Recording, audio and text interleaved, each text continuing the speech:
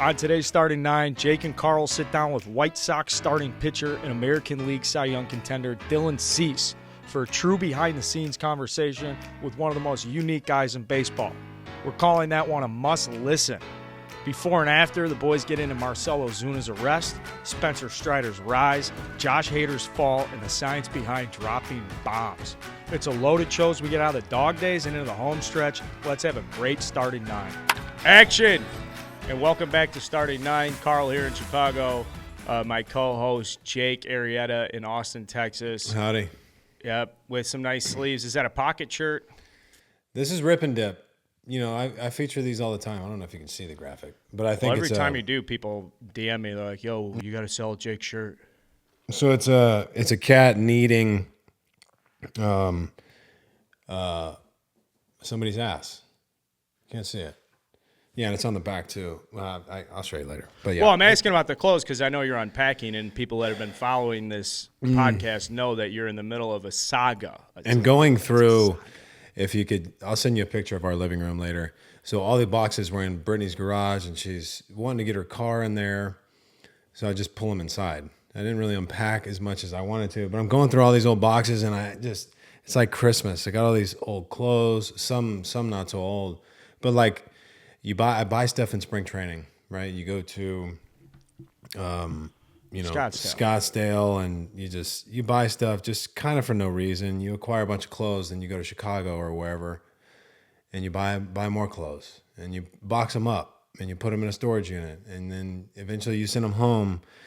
Next thing you know, you got 20 or 30 boxes with just like random stuff in them. So I'm going through them, and Brittany's like, "Can you just please, like, get rid of some stuff or try and sell it or give it to friends or donate it?" So that's the mission today after the show, is to go through all these boxes. And if maybe we could do something on the show too. I'm a size 13 shoe. She is asking me to get rid of 30, 40, 50 plus pairs of shoes. And I can do that. A lot of these are unworn. So let's find out a way to do this with Colin. Yeah, like subscribers and stuff. Yeah, we can auction them. We can give them away. I've got some really cool shit. I can't keep them all. And maybe some of these Rip and Dip shirts or other stuff that is unworn, or if you want something that's game used, then we can help you out. Yeah. So the house is kind of a mess. There's people like I was in the shitter. And there's a shitter right by the front door, and like one of these trees hasn't grown enough yet. So it's like you can see me from the shoulder up, and like they know what you're doing in there. I'm not sitting in there doing work. That's fine. Guy walks up to the front door. Hey, I gave him the finger like, "Hey, I need a second. I'll be there in a minute."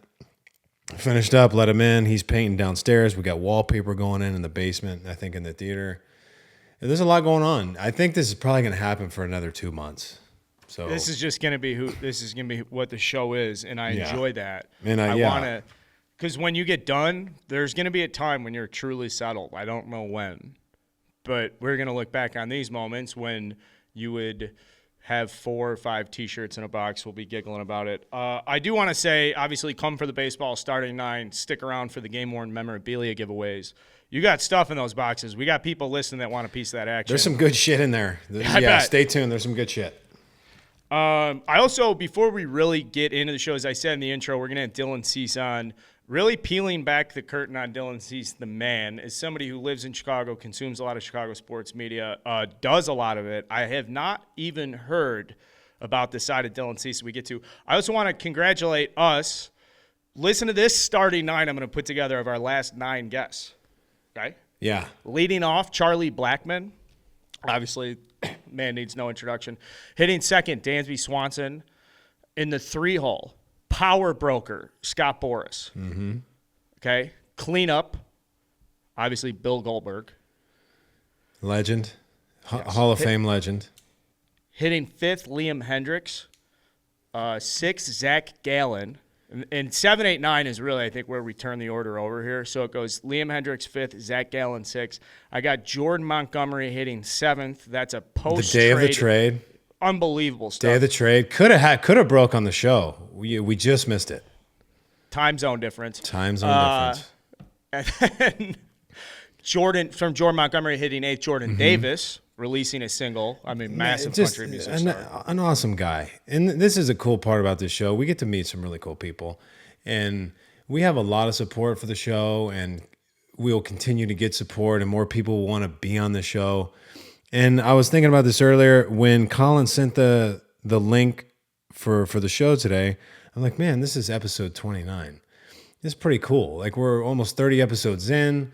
We're going to look back in a few months. We're going to be at 100 or so. You know, that's cool to me. So I know it's 29. It's weird to say congrats on 29, but congratulations, Colin and Carl, for making it this far. And the shows has gotten better and better and better. I've learned a lot. I'm sure you guys have too. And it's cool. Yeah. And like you just said, the last 9 guests have been great. We've had a nice mix of young players, some veteran guys, sprinkle in, Jordan Davis, Bill Goldberg, and we'll have some more celebrities, not just players on the show. And I think that, and if you're listening, let us know who you want us to have on the show, and we'll do our best to get them on here, and put together the best interview we can for you guys. Yeah, and I think that's going to ring true, too, with this Dylan C stuff. I just want to emphasize that. We get going to the show. I got some headlines, topics, segment stories, and then a little bit we'll get back to Dylan C's. Stick around for that one.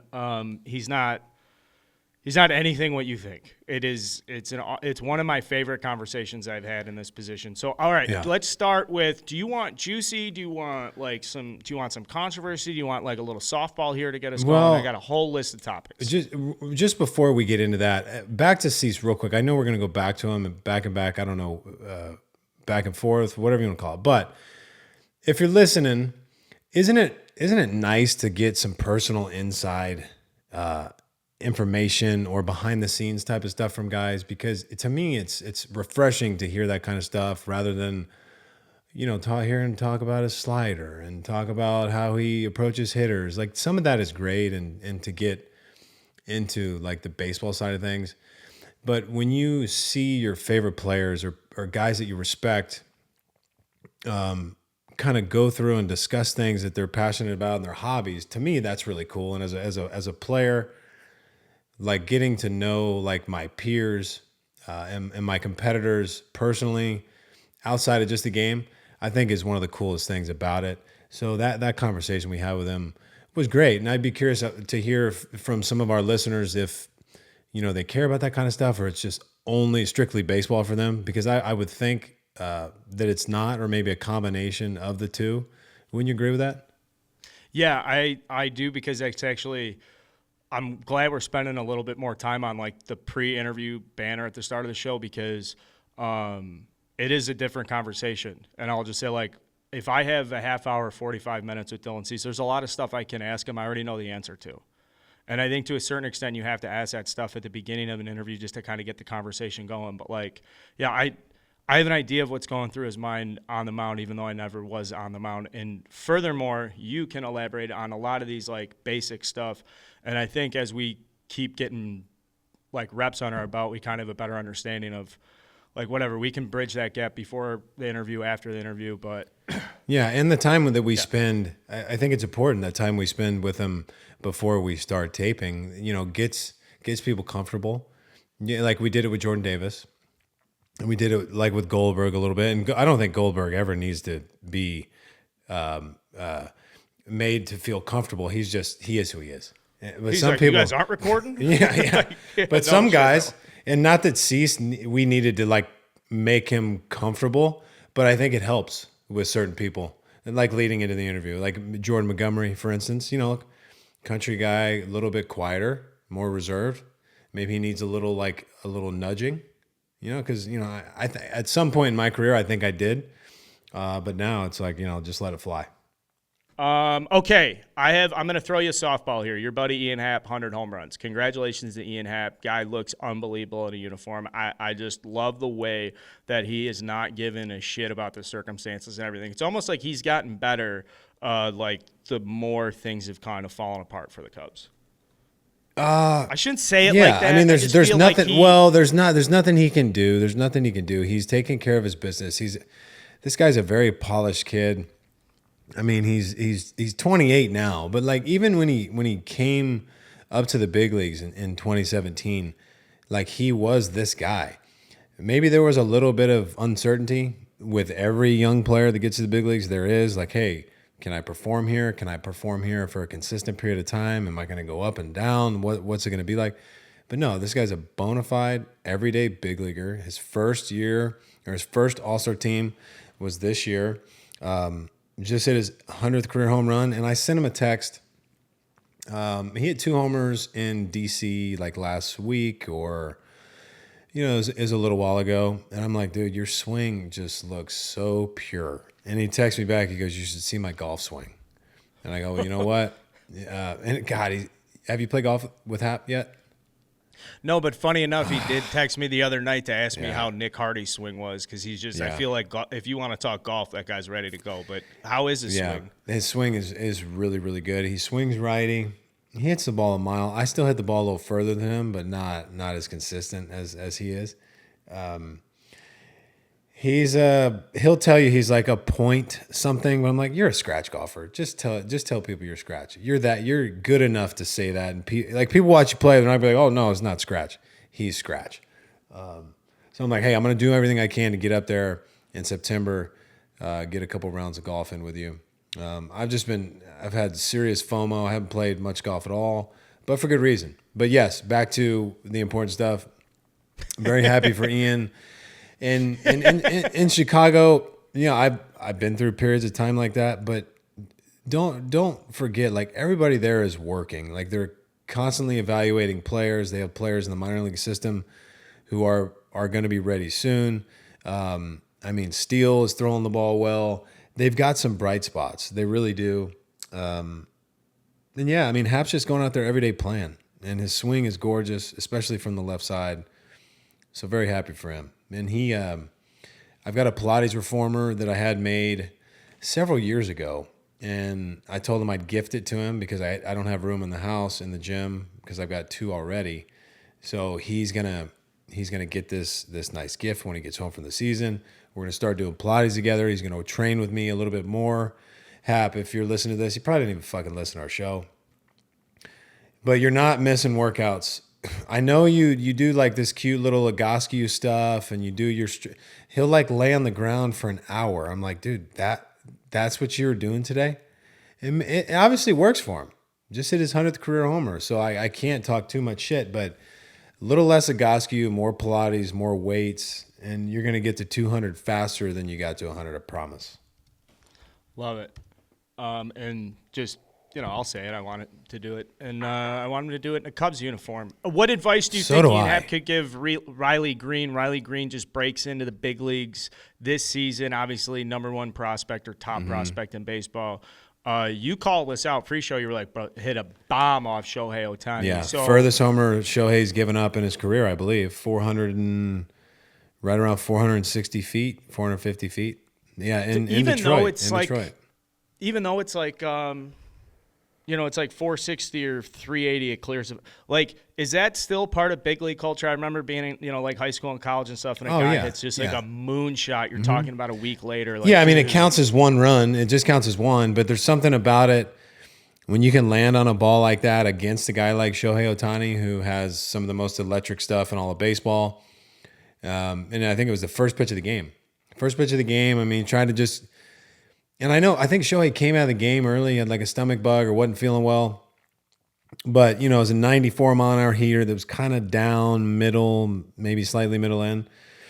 And just to land on it like that. A lot of homers are hit more to the end of the bat, maybe a little bit down the barrel or up the barrel closer to the handle. But guys are still strong enough, and they get a decent enough piece of it to hit it over the fence. But when you like hit it in that sweet spot, that like 4 or 5 inch sweet spot on the barrel, and you just absolutely square it up, you backspin it. When a ball goes 450, 480, like that, it just looks different, and it feels different off the bat. I know because I've hit a few, but it does. I hit some good ones. Look it up. But it counts for one run. But when you give up a big one, Like as a pitcher, it's like, fuck. He like totally fucking landed on it. When a ball goes in the basket or it's just a wall scraper, it's frustrating, but yeah, like he just, he didn't get it or it got blown out, whatever the case is. I gave up one to a kid named Aaron Miller at Baylor in 2008. Aaron Miller hit a ball about, I don't know if you ever played at Baylor, but their center field fence goes back like 430 and it's elevated. And the first pitch I ever threw in my Division I career, first pitch, runners on first and third, we're down like 12. Aaron Miller is a supplemental guy to the Dodgers lefty pitcher, hits a ball to right center. Our center fielder, who ended up making the big leagues with the Orioles, does not move. A dead center ball to Baylor, center fielder doesn't move. That was emasculating. But we had a good laugh on the mound. Yeah, those are guys came tough together, ones. Catcher, first baseman. We kind of they get them on. They're like, ooh, that one's. That's a toughie when, when you give up a big one, sometimes you don't even look until you don't look right away. Like the ones where I would like look quickly is where I'm not sure if it's gonna be in the gap for a double or if he got enough to get over the wall. The ones where like right off the bat, it's gone by 50 feet. Like you just tend to not even look for a second, just because it's a little upsetting that you missed that bat or he just landed on something that perfectly. But yeah, I mean, I gave up some huge homers too. I mean, Adam Dunn got me once or twice, like big. I think one might have been in Chicago on the south side. He might have hit another big one off me when he was with the Nationals. I think I gave up a huge one to Russell Branyan like back in the day. Come on, that's a throwback name. He's sweet. Yeah, I think in Camden Yards, I could be wrong, but I think he almost hit it like underneath the scoreboard in like right center field in Camden Yards, which is like 500 feet. Any ones that stand out where you're on the mound and you're like before that pitch, you're like, all right, just like I need to get back in the count. I need to get this over the plate. Or like, were you really? I never really thought like that, where I just need to get it over the plate, because when you do that, like these guys, like hitting's very, very difficult. But if you're just trying to get it over the plate to one of the best hitters in the league, there's such a good chance they hit it over the fence. And I know people might think, well, no, like the odds are pretty low. The odds are pretty high when you're just throwing something lukewarm in there. It's like BP, even if it's at 92, 95, like the guys can time anything. Velocity only matters like once you get like above 95 now. It used to be above 92. Now these guys are so good at hitting velocity. Sometimes they foul it off. But if it's like right down the middle, thigh high, they rarely foul it off. They might hit it a mile in the air and just missed it. But there's a lot of times where I 2-0 and I'm like trying to throw a really quality heater kind of down and away, and it kind of leaks back over the plate and they just blast it. And you're like, fuck, man. All right, well, 2-0 count, sitting dead red. Got the pitch he was looking for, and he hit it in the seats just like he was supposed to. But yeah, I can't necessarily think of one that stands out. So what would you like type in like Google? Would you type in like longest home runs Jake Arrieta gave up, or like? I'd probably have to go to StatCast and see how far back you participated in the StatCast era. I don't probably not early in your career. No, StatCast came out what in like 12 or 13? 8. Or is that way too early? Can you look? I'm going to say some words about our good friends at Game Time, the exclusive ticketing partner of Barstool Sports. Game Time is a ticketing app that makes it easier than ever to score last-minute deals on tickets to sports, concerts, and shows, and they guarantee the lowest price. Okay, I'm putting it out there now. I need Game Time to come up big for me, because I told Mrs. Carl I'd take her to the Lumineers concert and we'd be on the floor at Wrigley. That was before I checked the secondary market, and I'll just say Game Time, lowest price. I know they're going to come through for me. I know I'm just hawking Game Time, waiting for this Lumineers concert. I want to see them very badly. I want to get close to the action. I know Game Time is going to be the app for it. Also, Cubs, this is the time when students go back to school now, where Wrigley Field gets a little bit empty. You get some day games in September. If you're an enthusiast like I am, it's great to be around that ballpark when it's not utter chaos. Very, very excited for that with Game Time. Download the Game Time app. Go to the account tab to create a login. Redeem code STARTING9 for $20 off your first purchase. Terms apply. Download Game Time. Last-minute tickets. Lowest price guaranteed. Redeem code STARTING9. $20 off your first purchase. We were just talking velocity, and you were making some great points. If it's not over like 95, 96, crazy to think that. But it is true. It is true. And there's a certain player out there that I watched this weekend for the first time with complete attention.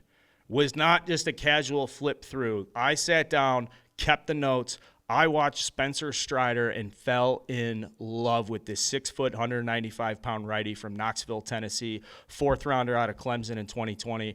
Tommy John surgery, like in 2019, didn't really even.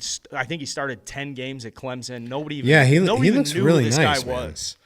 He pitched one season in minors out of college with Tommy John, and he looks, like you said, very. He's polished. He's polished. He's got a very, like, I'm just watching his delivery right now. Very quick, very simple mechanics. He's how tall is he? I mean, he looks like he's only about 6 foot 195. Okay, so he's on the smaller side. I mean, like Greinke-esque if you're just looking at him mechanically, not quite, but I mean, his stuff plays. He's got a nice little slider. He's 94, 97. Yeah, I mean, look at that lower half too. Big legs. Yeah, I mean, you have to. I mean, you got to get in the rack a little bit. You got to deadlift, leg extensions, like curls, some hip thrusts.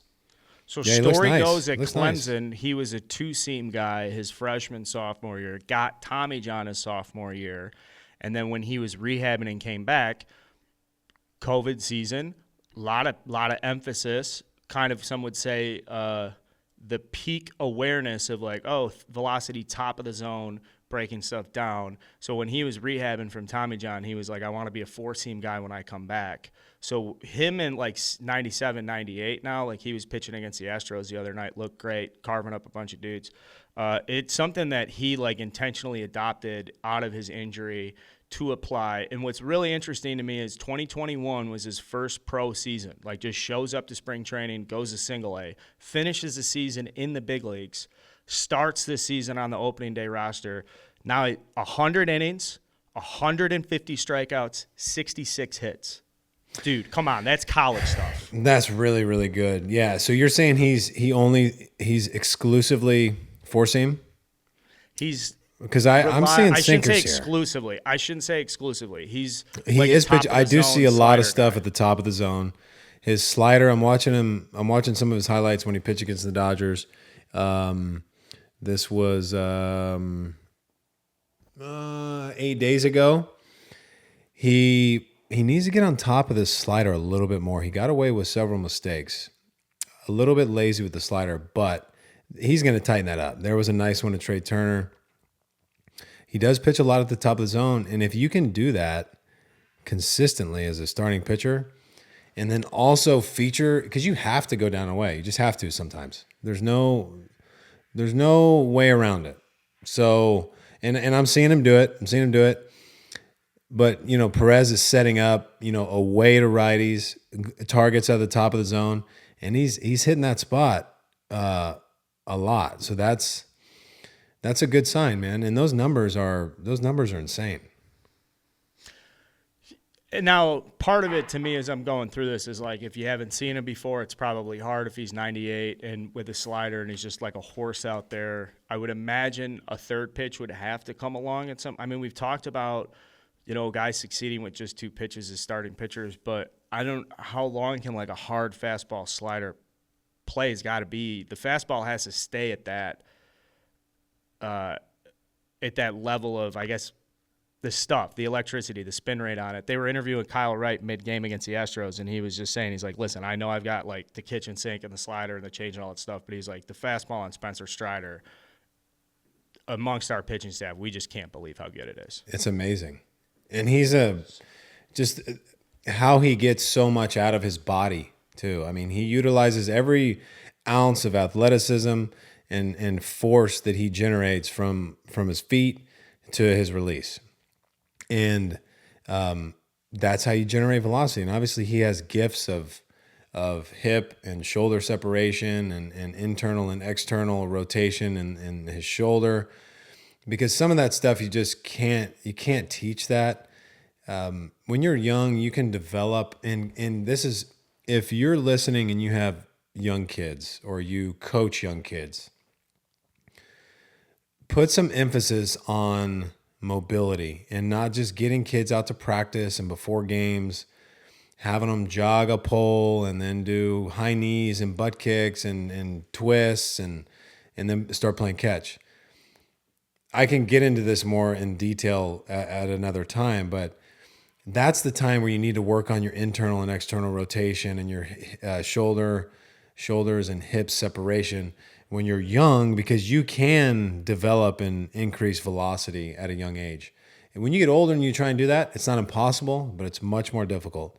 So I don't know what sort of program Strider has been on, or if it's just all physical gifts, but it's very, very impressive to watch what he does as a starting pitcher. And I think he's a smaller guy too. He can't be. Yeah. I'm gonna look up 6'195". Well, that's. I thought you said the other dude was that. So same stats on him too. No, Strider. Spencer Strider, 6'195". And then the other dude, Brady, is 6'195", isn't he? Brady Singer. We'll get to Brady Singer in a little bit. I got some stuff on Brady Singer and Zach Gallen. Well, that's phenomenal. Well, fuck me. I'm sitting here. Spencer Strider is eating he's just eating spin rate for breakfast. No, I want to qualify this stuff with Spencer Strider too, because he was mentioned on our show in passing comments like a week ago or two. And a dick broom from the heavens. Yes, he's. Why don't you shave the rest of that beard and join us? Me? I'm not talking to Colin's virgin face. No, I'm not ready. I'm not ready yet. Sorry, Colin. Dude, he cuts in. He's got great facial hair. I know. I'm fuck. He's got good hair, good facial hair, decent jawline. If Colin could sling even a marginal amount of pipe, he's doing very well for himself in the city of New York. No, I had a very important thing I wanted to take away from Spencer Strider, because he was talking after the Mets beat him, and he was kind of whining about it. So I made a connection here. Spencer Strider, to me now, I'm making this assumption that if he's a guy who, out of Tommy John, before he got to the big leagues, was a lab rat, work on the four-seam, spin rate, all this stuff, then he might have a brain that's been trained into being exit velocities and spin rates and depth, and whereas opposed to not result-oriented, he's just trained in a lab where it's well, don't worry about results, worry about. No, I doubt that. He's worried about results. I mean, if you pitch like shit, but your spin rate was good, no one gives a shit. It's a results-based industry. I think from what I saw, and look, I mean, guys complain sometimes. Everybody does it. But hits are hits, and sometimes they can be cheap hits, but hitting at the big league level is so difficult. It doesn't matter if it's a cheap hit or not. Most times the guys are out. So when they do get a broken bat hit or a ball finds a gap, you just got to chalk that up to the odds and a guy putting together a good at bat and finding a way to find some space. Because there is a lot of space out there too. I mean, there's seven guys behind you, and there's a lot of grass, a lot of dirt. A 17 hopper to the third baseman's a hit. A ball that's hit off the bat at 48 miles an hour that goes over the shortstop is a hit. And then you make a mistake and a guy hits at 116 off the bat and it goes right to the center fielder, it's an out. So things even out. And I saw the highlights of the game he pitched against the Mets, and I mean, they weren't all just cheap hits. I saw some balls in the gap, I don't know if it was Alonso or somebody hit a ball off the wall. So he got beat, and he got beat up that day. Take it and move on. And I think the odds are it's going to work out in his favor more times than not. We should have him on the show too. I'd like to talk to the kid. I want to have 6 Atlanta Braves on the show. I'm really, but we can't talk about the Atlanta Braves. There's people right now screaming at the top of their lungs in their car. Mets fans, angry. They're like, they're talking about the Braves. They're not mentioning it. Allegedly, Marcel Ozuna popped for DUI over the weekend, was in the lineup over the weekend. So I don't know how that works with criminal justice stuff and the players union and what you guys are protected and entitled to. But I'm not that certain. guy certainly he's not a good track record for Marcel Ozuna No, right now. no, it's not a great look for the Braves either. But I don't know what's going on there. It's weird. I couldn't believe he was in the lineup. He was indeed charged with DUI, correct? He was taken to jail. Yeah, he was. Yeah, I saw the screenshots that were provided to me show that he was arrested around 4:30 a.m. local time. And then the video I saw, he had introduced himself to the arresting officer as like, I'm Ozuna from the Braves. Yeah, my wife watched it, and she's like, hey, did you see it? I'm like, no, I don't really want to see it. Like, yeah, I know what happened. I don't need to see the video. Nothing good happens after 3:30. Everybody knows that. Shut it down at 3:30. Get a fucking Uber. I know it's easier said than done, but just get an Uber. You guys don't do team conditioning. Once you get to the big leagues, he can't walk in there. He can't walk in there and make everybody else run while Marcel Ozuna stands on the mound, watches everybody just run around the field for 3 hours. That'll make you think twice about getting in the car or having. They're paid professionals. I mean, that's just not something that happens. I know that's a bad joke, Jake. It's a bad joke. Yeah. I mean, it would, and I don't even know if it would help. I think sometimes guys are just going to do dumb things, regardless of the consequences that they face or that they put their teammates under. But somebody should, and I like Ozuna. We've always been very friendly. I think he's a funny guy, but he's made some mistakes. Hopefully he'll figure it out, clean it up a little bit, because I don't know if the team needs him. I think the team needs him. I mean, he's batting eighth. Was that it? Maybe that was his punishment, to hit eighth. I'll say this about him hitting eighth on Sunday while they go into the game, I think 2 or 3 games back from the Mets. It's such a bad look that there better be something that comes out where the Braves are like, well, he didn't even do anything wrong. Because if he's found guilty or he makes some plea deal for probation or anything at all where he accepts liability, responsibility, acknowledges that he was at fault, like criminally, and the Braves ran his ass out there to hit eighth, that's such a bad look. And here I am getting won over by the Braves. Maybe he could have blown like under, I don't know, maybe blow like a .06. I don't know. Did he do a breathalyzer, or did they just assume that he was intoxicated? My brother Kevin is a criminal defense attorney. I should have him look into this and get sharp on this. Have him look into that to see if he did a breathalyzer and see what he blew. Is that a part of the video? Did he actually do the breathalyzer test? Oh, here's the quote. I didn't want Eddie with his hamstring to play. Ronald was going to DH, so we have to have somebody in left field, said Braves manager Brian Snicker. And there was nobody else to play. I told Marcel he's part of this team. He's going to play left field. He's on our team right now. He's a member of our team. We're going to play him as needed. Where were the Gwinnett Braves on? Because it happened so late, maybe they didn't have time to go to the Gwinnett Braves. I'm trying to find some rationale here on how the Braves, defending World Series champions, ran Marcel Ozuna out there on Sunday. So they were... Because they're a shitty organization, that's why. Ah, there he is. Be careful. Be careful. Come on, Colin. All right, they played at home. I don't get it. They could have called somebody up from AAA. Maybe not. Well, we'll never know. This is a good question for us to find out. We'll I don't want to get the it. story. This is too negative for me. It is. I don't like it. I don't like it. Again, though, we do have to address it. So good. Whatever's going on there, developing situation, allegations, etc.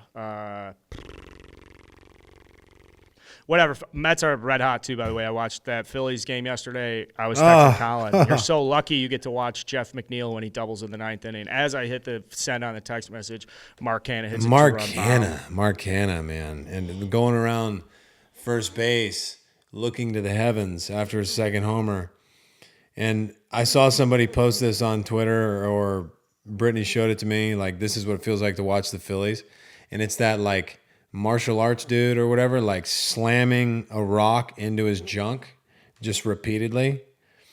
I got a good laugh out of that one.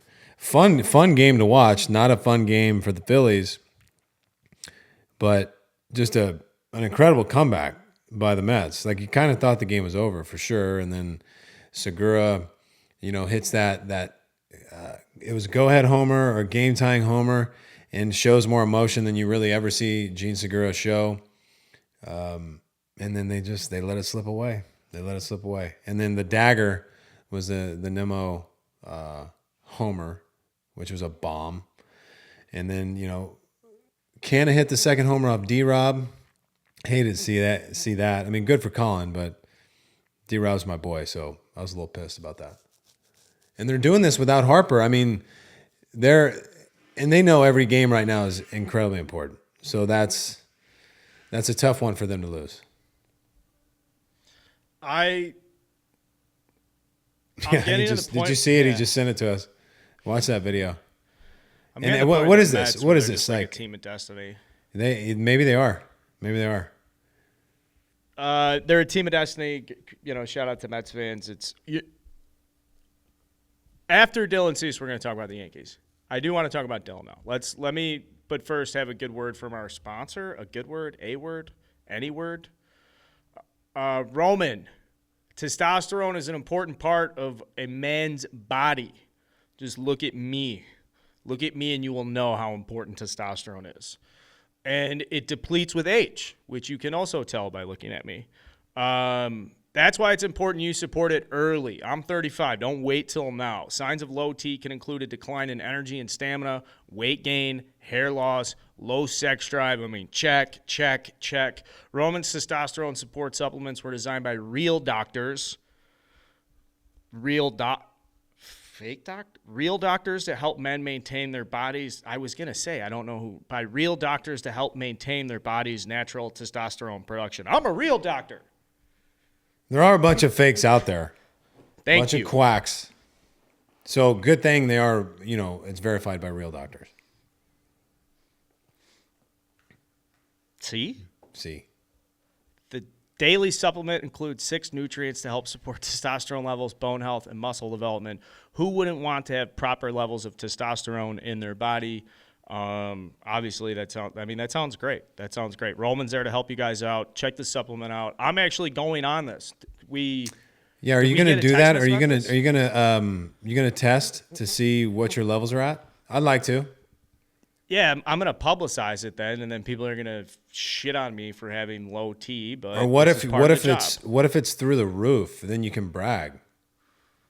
Is that something I want to be the guy who's walking around being like? Well, not brag, but like maybe you'd walk a little bit taller that day, like chest out, and maybe and then you can brag to your wife. You don't have to brag to everybody else.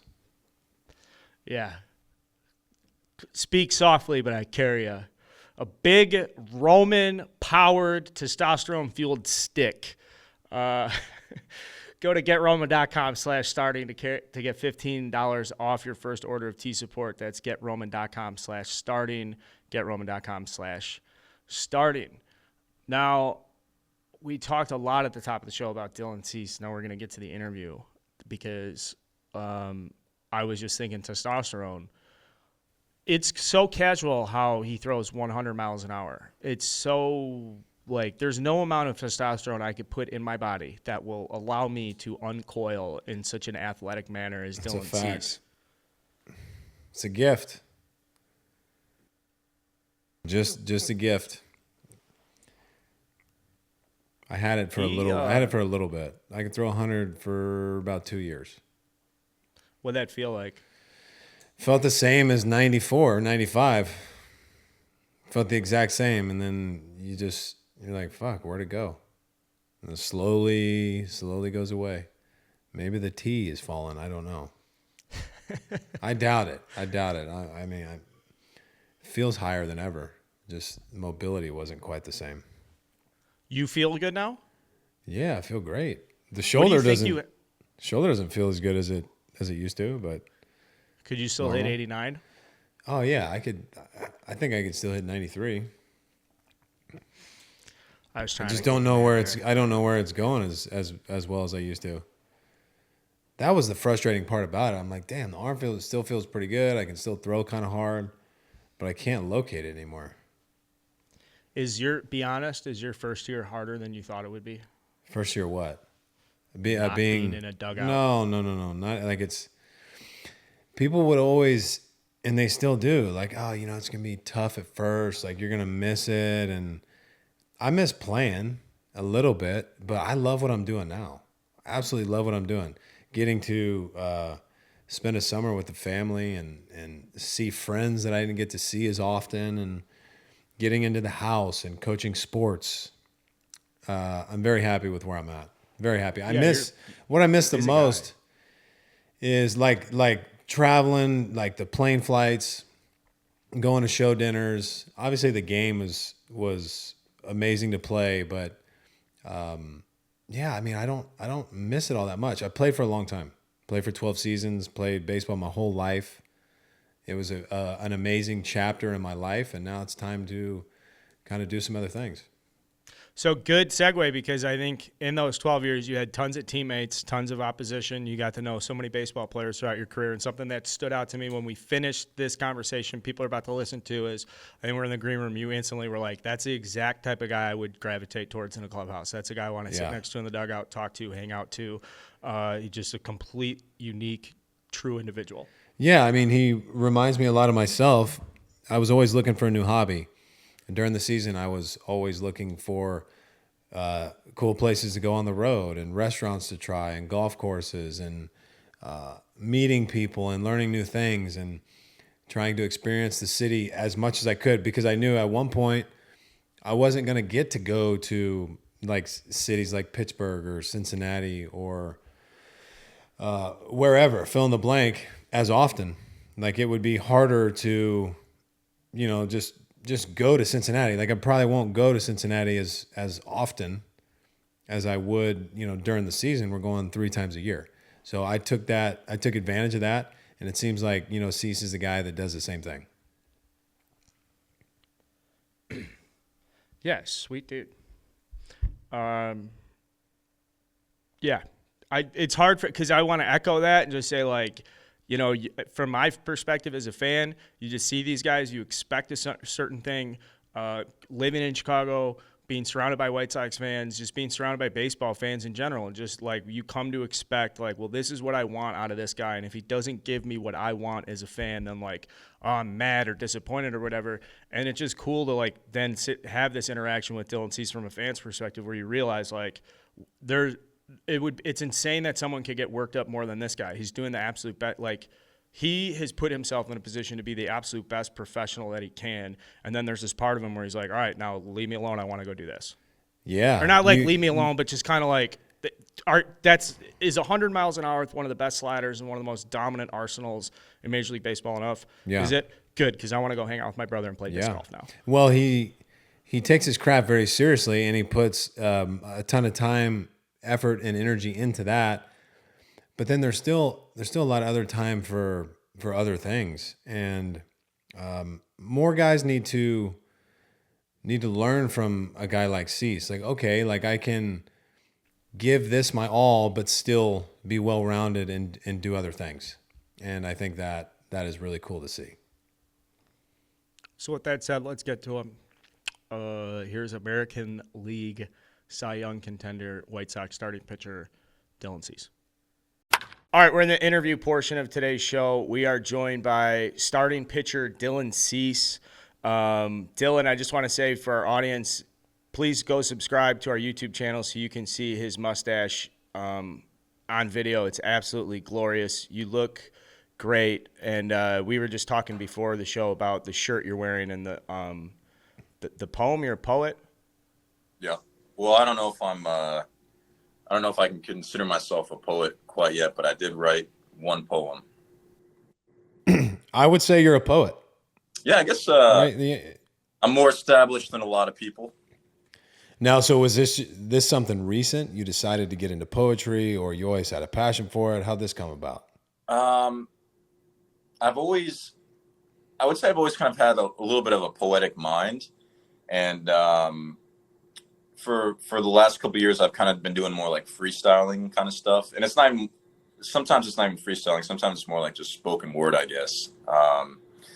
And I was in the shower maybe 6 weeks ago, and I was listening to some piano music, and for some reason, like it got my mind working in a rhythm, almost like a freestyle rhythm.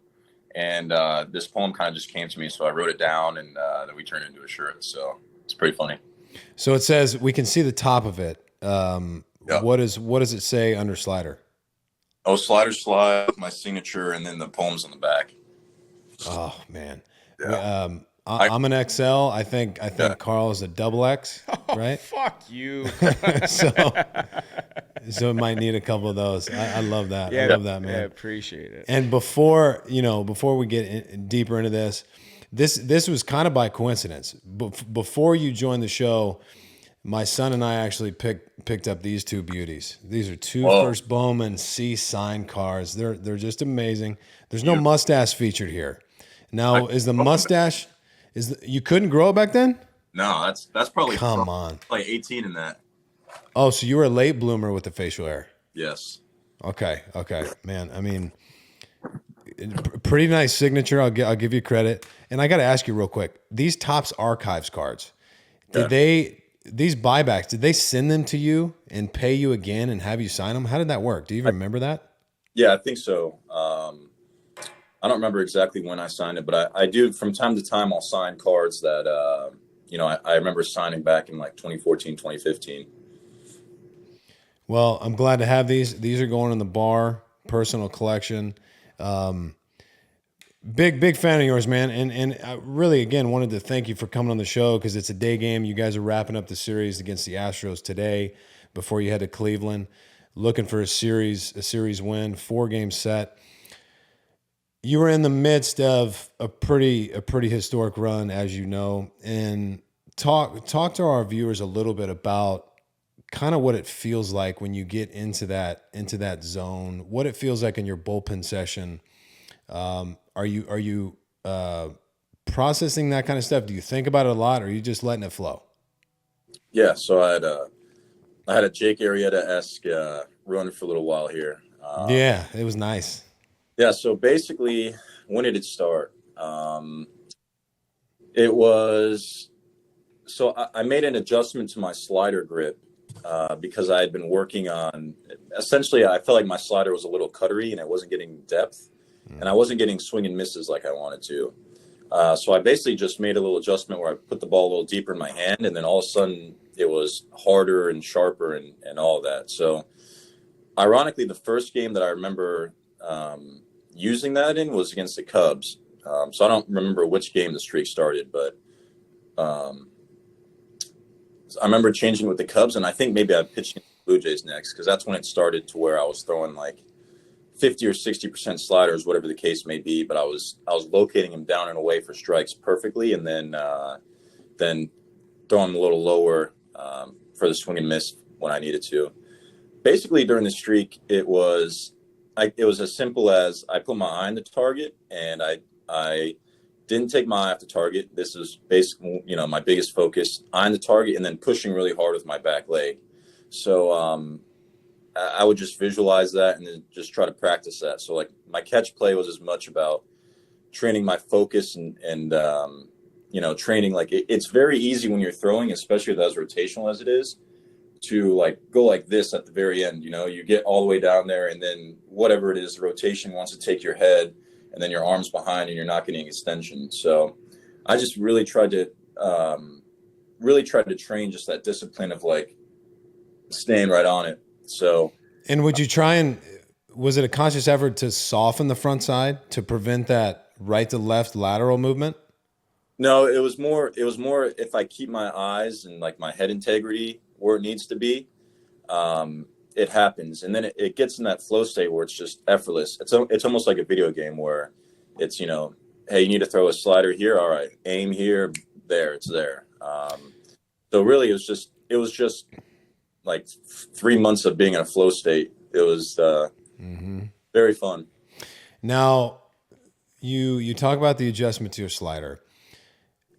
Were you happy with where everything else was, or did all of your other stuff benefit from that as well? And that focus of, okay, keeping the eye on the target, throwing to that spot, did that transition to your other stuff as well? Because you got 178 strikeouts, you got 50 something walks. Like you're stingy with hits. You're not giving up a lot of walks, and you're punching a shit ton of guys out. And obviously, you're getting ahead of guys.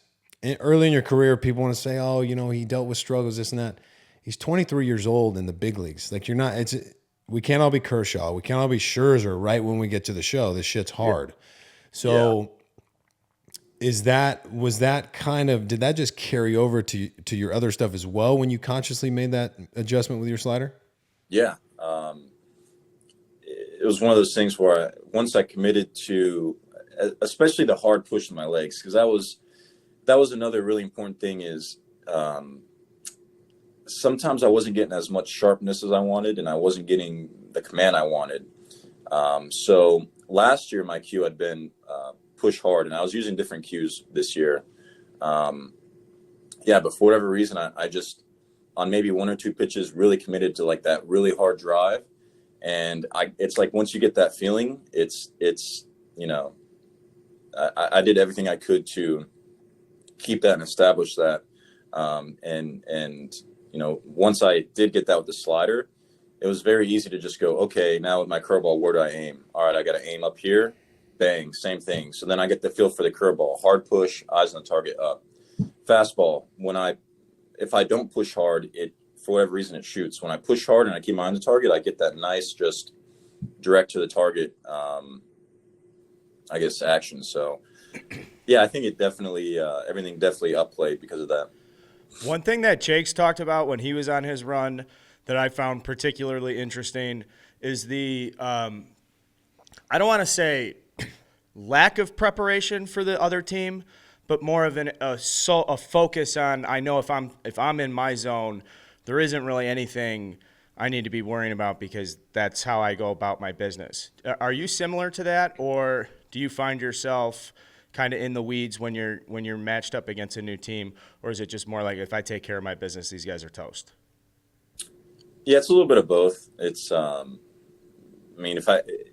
pitcher always has the advantage, but I like to know, like, if we're going into a team, I want to know who's aggressive. I want to know who expands, and I want to know who's disciplined. Because if a guy's a little more aggressive, then if we're in a situation where it's like second and third, and I don't want the guy to score, if he's more aggressive, I know, okay, maybe I can throw this slider a little bit out of the zone and he'll chase.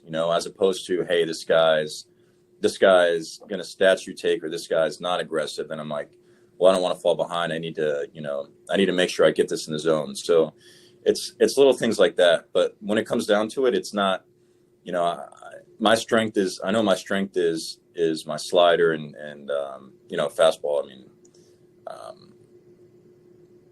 Spinning the ball, I guess. So, I know that's going to be my strength, and it really comes down to, I guess, the little nuances. Does he see curveball spin better than slider? Is he aggressive?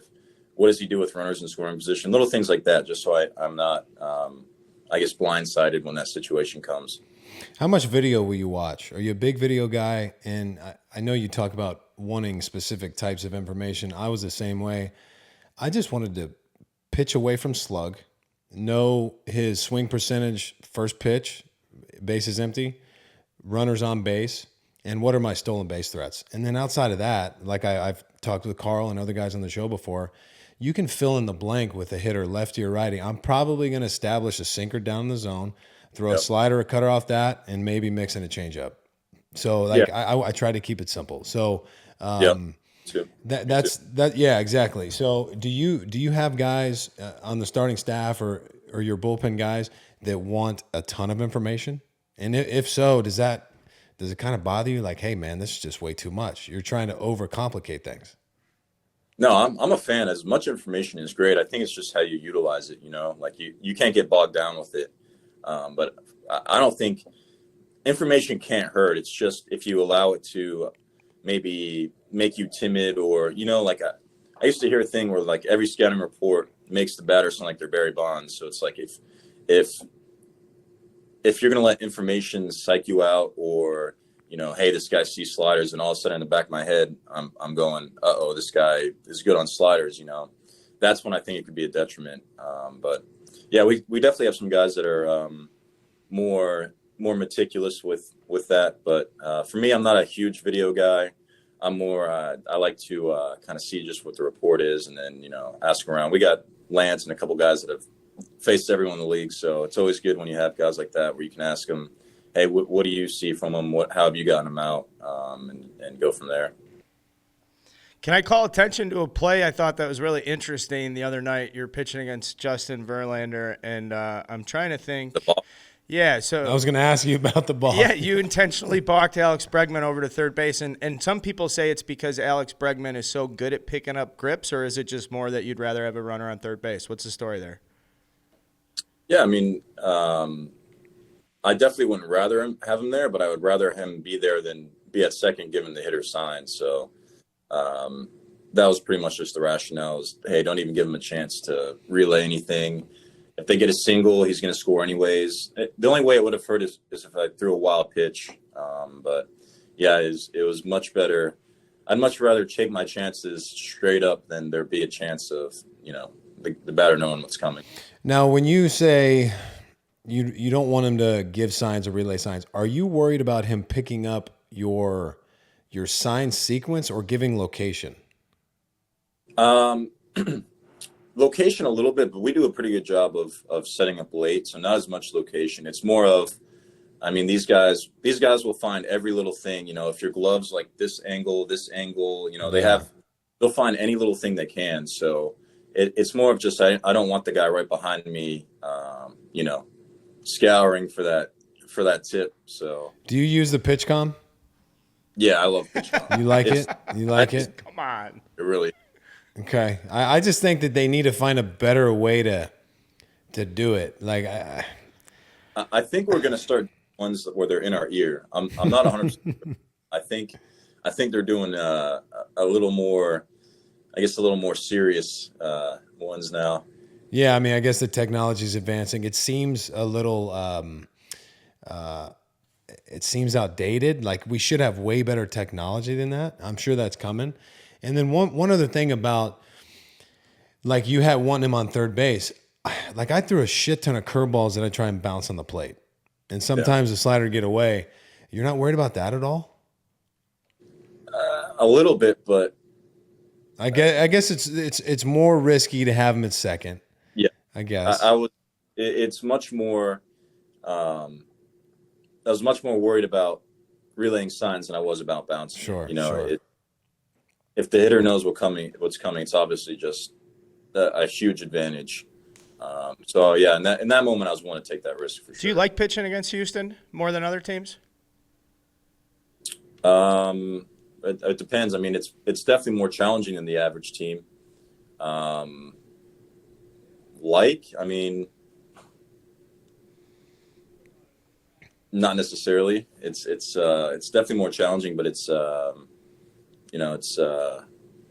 I guess rewarding when you get them out. But I haven't exactly flourished against them either. So, it's still figuring out how to get into sixth and seventh and all that against them. Does that start feel different? I'm sorry, Jake, but did this last start feel different because of the story and the narrative that's followed you guys this year? And it seems like this is kind of a breakthrough point where the city has just exploded over the last couple of nights. Even last night's game, tough loss, but I mean, just in it till the end, just kind of like a dogfight. And it does, sincerely, it, 100% that felt like a playoff atmosphere from a fan's perspective. Are we in a different part of the season for the White Sox now, or how is it the vibe in the clubhouse? Yeah, I think so. I mean, obviously we haven't had exactly the year that we've wanted. I mean, we're at the point where every single game matters. We know it. The fans know it. And we've come out and we've played well lately.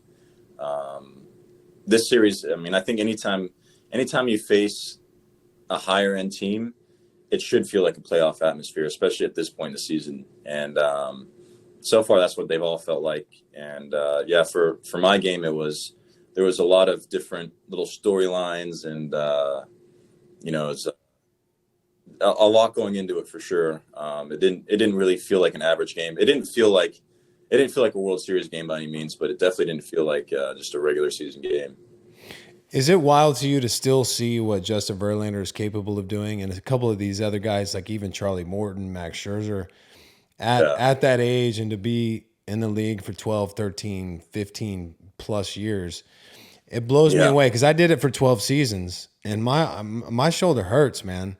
And to watch these guys do it the way they do, and you getting to start against Verlander, like what are you thinking when you see this guy still pitching at that sort of level?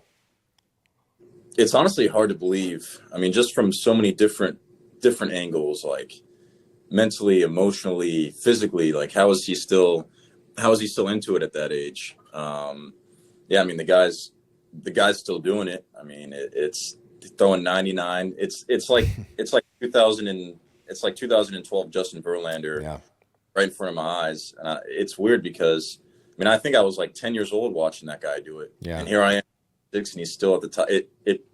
It's hard to fathom. I don't know how. I got to figure out what kind of routine or what kind of supplements or what these guys are taking. I think a lot of it. Yeah, they definitely have to have a routine where they put themselves in a position to stay mobile. And I think a lot of it is biomechanically, they're just gifted. You see guys that have that shoulder and hip separation that's easy to maintain, and they have that internal, external rotation of the shoulder, because you would think that, and a lot of guys lose that over time. I lost that internal and external rotation. Man, and to carry the velocity the way they do, I think that's what's most impressive, because we all know you only have a certain amount of bullets in that arm. And it seems like some of these guys just seem to have unlimited bullets. It's fucking amazing. Yeah. 96, 97 in the upper 30s. It's I'm glad they're doing it, because if they weren't, in my mind, I'd be like, all right, maybe by low to mid 30s, we hope that it hasn't dropped off, but 30, 38, 39 still be doing it. I mean, yeah, it's wild. Remarkable. Can you you had an amazing pickoff move the other night against Altuve on second base, and do you consciously try to control the running game because your stuff's so nasty and hitters would be, guys are going to be more aggressive? Like, yeah, I mean, we know who's more liable to run. That was a play put on by the dugout. So it was a drop glove, meaning basically I come set and I wait for the catcher to drop the glove, and then I just turn and throw it. So he was, I don't know, he was probably sitting there trying to read something in my glove and got caught. Are you a golfer at all? I'm more of a disc golfer than I am a real golfer, but I do enjoy real golf. I need to get more into it. So the starting pitchers over there, I know Lance plays a little bit, doesn't he? You have any guys that play on the road a lot? Position guys, I know a couple that do. Lance does a little bit. I think Lance stays up too late to wake up early for golf, I believe. Well, I think he's at the point where he's trying to save his body for the run for the rest of the season too. So Dallas did play. We're not. I wouldn't say we're the biggest golfing. We definitely have some guys that are very okay. Disc golf stuff. You got to tell me, big hole in one, big moment. Do you compete like amateur stuff? I know you're like you and your brother or anything. What's the story at disc golf? Yeah, I've done one legit tournament. It was called Titletown Classic in Tuscaloosa, Alabama. I placed pretty well. I think I shot like a 930. So I was like negative, or I was shooting like a -4, and there was like 3 holes left. And there's this little island hole. It wasn't even a real island. It was like wooden stakes around the basket. And I throw out of bounds, I think 2 times trying to get on this island. And then I miss a putt, and I ended up shooting like a +8 on that hole. So it wipes my entire round away, and I end up shooting, I think I shot +2 when I felt like I shot like a -5. Like I had probably the best round of my life. And this was last November. So it was right after the season. So I hadn't been practicing. I just went out and I got hot somehow. Like it was, lights were on, big stage. I got that feel and I went with it. Yeah, so I didn't place super well, but I wasn't by any means like the lowest guy there. And I'm pretty sure I beat my brother at it was 3 different courses actually. I think I beat him at 2 and lost to him at a place called Bowers Park. So you guys aren't messing around. You guys are pretty good at disc golf. Is this something you guys started playing as a kid?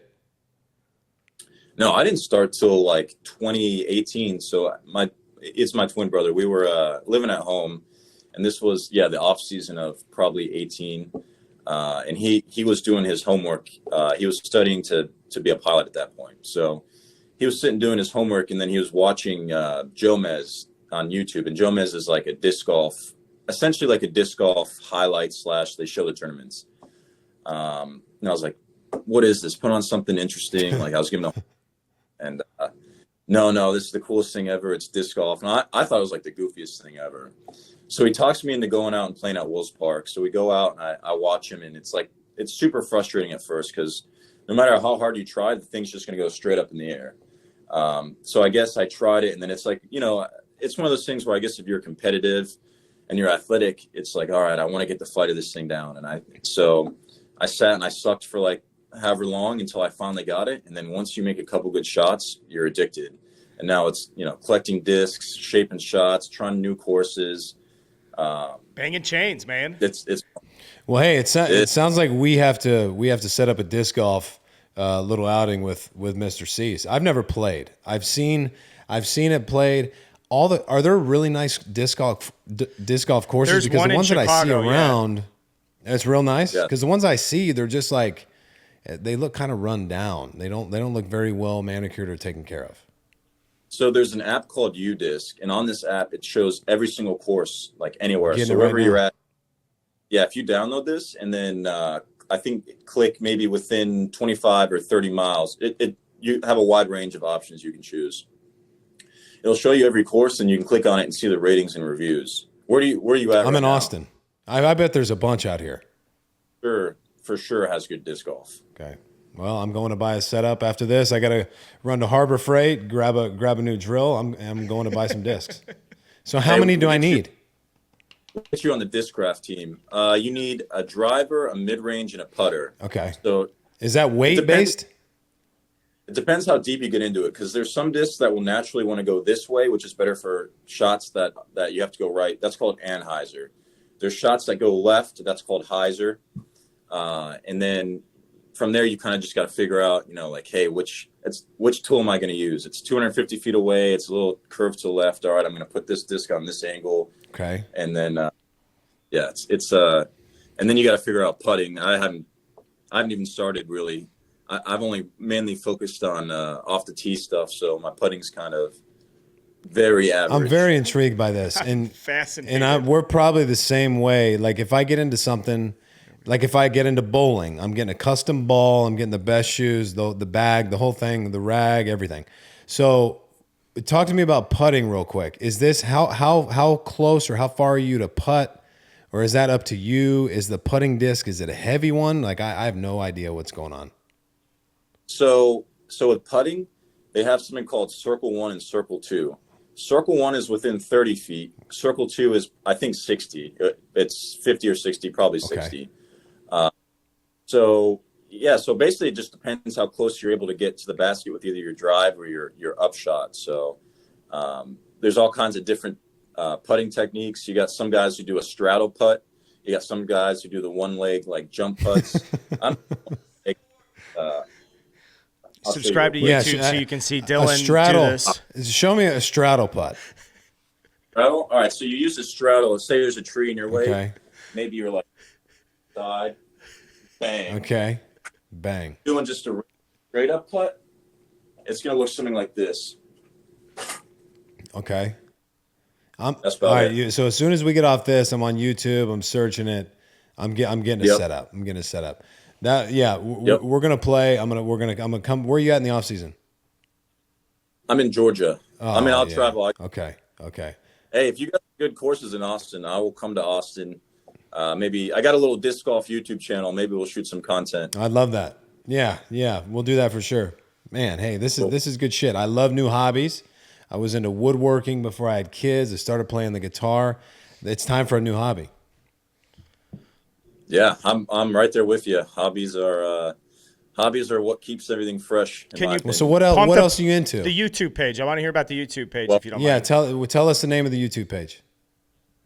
Yeah, I think it's just Dylan Cease. So I basically, I'm friends with like the Tiger Woods of disc golf, and we did this thing where we let fans send us. It's called die disc. So if you can get a disc and like basically kind of customize it with some cool artwork. So we set it up, and we set it up with this shop in Vegas, and we got, I don't know how many thousands of discs. I mean, we got a crazy amount of discs, and we opened them up for YouTube. And some of the videos got like 40,000 views. So what was the question? Because I was just interested the reason I was interested is like, you're making content, and I think that's interesting to our audience or the fan base, people that consume you as a baseball player. There is this guy on the side who's like, no, I actually like, hanging out with my brother, playing disc golf, talking trash. Like, I just happened to throw a filthy slider. Yes. You couldn't say that any better. It's like, I'm the most just normal, like just a normal guy. Somehow I can throw a baseball 100 miles an hour and I can spin it and I can do this crazy stuff. But I am very normal in most categories of my life. And most people don't realize that. We like a lot of other shit, not just baseball. Yeah. And I have conversations with guys all the time. Like, you need other things to do other than just baseball because you're going to drive yourself crazy. And when things are going poorly or things are going really well, you still need something to separate yourself from, whether it's guitar, disc golf, or regular golf, or whatever. You need something in your life, especially when you're single. Like, when you got a wife and kids, that takes up a lot of your time. When you're single, man, there's a lot of time away from the field that you need to fill with other interests. I'm on YouTube 24/7 researching stuff. I think I get a new hobby a month. I mean, I really find something that interests me all the time. It's not hard if you do a little research. Yeah, it's not hard at all. So I'm just watching a little bit of this video clip of you playing at this disc golf place, Maple Hill Gold. Yeah. I mean, there's these huge trees. Like, you gotta really shape your shots here. Oh, absolutely. It's especially the wooded courses. I mean, if you're off by a little bit, you're way back in the woods. So when you throw one in the woods, you go find it. There's no such thing as a drop, right? You're pretty much always going to find your disc unless you throw it in the water, I guess. Yeah, I mean, you can do a drop. I'm more of I like to play it straight up. Unfortunately I don't have a forehand, so that hurts my scrambling game a little bit. But I can't risk it with baseball. That's an injury concern That's because that action could then compromise the filthiness of your stuff. Okay, I think people want to hear that, so that's good. Exactly. Man, and just blowing me away here. So when you get on YouTube, and if you look at my search history, you're like, this guy, he's all over the map. It's like UFC, it's guys playing the guitar, woodworking, it's how to sharpen an axe, how to chop down trees. So what are some of the things that you're searching for? Yeah, so lately I've been really big into permaculture and regenerative agriculture. So even more specific, I'm kind of been researching about fruit trees and like planting orchards and maintaining orchards, because I just got a property in Georgia, and I'm going to plant a little orchard in my front pasture. So a lot of farming stuff lately. I find watching farming stuff to be good for the soul, good for the mind. I like that culture. So I also it's interesting to learn about things that maybe if you have enough money one day, you could also invest or do something in that area. So I'm always kind of trying to learn about as many things as I can, really. Well, I like history, learning about old Roman stuff and how the world was shaped, World War II wars, all kinds of. I can think of 100 different YouTube channels that can keep me occupied. You ever watch Wrangler Star? You ever seen that guy?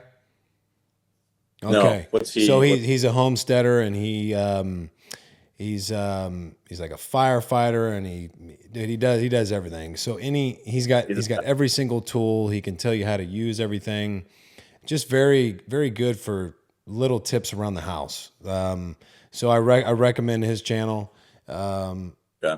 And with this whole orchard thing, let's get in contact. I'd love to come out and help you, man. I'd love to come out there. I love working with my hands. And just watch planting things and watching things grow over time. It's a very rewarding process. And not to mention, like, most of the fruit we get at the stores are like the same 2 or 3 varieties. You know, there's literally thousands of different cultivars of apples, and there's, 50 or 100 different pears, plums, peaches. And I love fruit. And even like I got some peaches from Illinois and Michigan from a local farmer's market. Like, you can taste the difference. It's like juicier, delicious. So I really want to set up something where it's very aesthetically pleasing, but also functional in the pasture. So yeah, definitely would be very honored to have you out there. Yeah, man, I'm in. And I looked this up the other day. It's funny you brought that up about the varieties of apples. There's over 3,500 varieties of apples. And I was having a conversation with my son, because he's like, my favorite's Honey Crisp, or my daughter's like, I like Gala, or yada, yada. I'm like, we got to look this up. How many do you think there is? And we're all like, maybe 100, 200, 3,500. Yeah. That's just wild. Yeah. That's just wild. And you're right. We get the same 2 or 3 at the grocery store. Yep. And then you never know, like, how they were grown, what kind of soil health. I'm pretty sure the organic matter in the soil heavily affects the nutrient level of the fruit. So now you read all these things that are saying, it takes 8 oranges to get the same vitamin C as our got from 1. So I very much want to learn about basically how to take care of the soil. It's a form of taking care of the earth. How do we take care of the soil, and how do we farm in such a way that we don't deplete our resources? We're able to build and grow our soil, but also take care of the food that we need. And there is a way, which is incredible. I mean, I feel like this absolutely has to be the future of agriculture. Man, just love hearing this kind of stuff, and the way you think and your interest. And really appreciative of you coming on the show. I don't, unless you got anything else, Carl, I don't want to take up a lot more of your time. I know that you guys have a day game. You probably need to get prepped and ready to fire the boys up. Just really a pleasure to have you, man. Good talking with you, and can't wait we'll connect this off season for sure. Awesome. Yeah. Thank you guys for having me.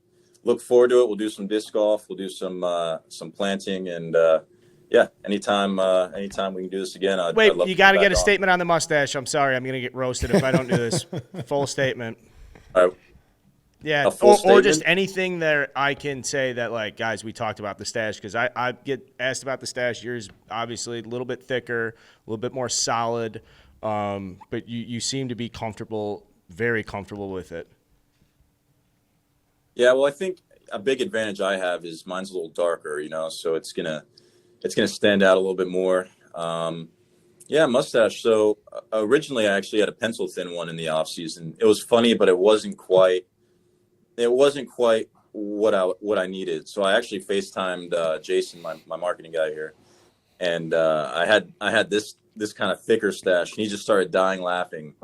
And he said, "Hey, you got to keep this thing." And I'm like, "Dude, there's no way I'm going to show up to spring training with this kind of mustache, because it's you're setting yourself up for a lot of excess attention, and I don't necessarily love that. I'm a little bit more like introverted, so I knew what I was getting myself into. But I listened to him, and thankfully, it's I've had such a good year that it's kind of accepted and it's caught on, and I can't walk out of the dugout without someone screaming, "I love your mustache," or various things tied to the mustache. So it's been a funny experience. Yeah, I don't know how long I'm going to keep it. Definitely for the rest of this season.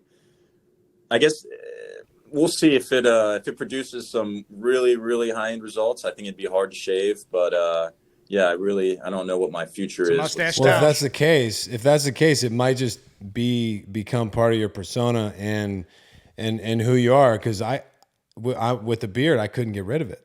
Like I literally had to keep the beard, or else I feel like people would have been at my door with pitchforks and tiki torches, like just really pissed off. Yeah, I mean, I remember all the T-shirts because I was with the Cubs. I know, man. I was like, shit. How do we trade this guy and Eloy Jimenez? And look, hey, Quintana pitched well for us. We ended up getting beat by the Dodgers in the postseason. But man, it would have been nice to be teammates with you, man. We would have had a lot of fun together.